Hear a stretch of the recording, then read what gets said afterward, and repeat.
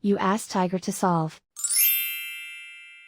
This deals with linear equations with one unknown. The final result is c equals 2. Let's solve it step by step. Simplify the expression. Simplify the arithmetic. Group all constants on the right side of the equation. Subtract 3 from both sides.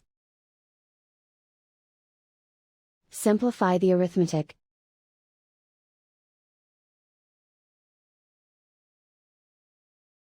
Isolate the c.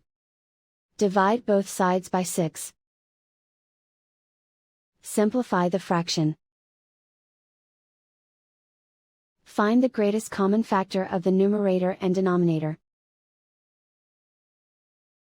Factor out and cancel the greatest common factor. And so the final result is c equals 2.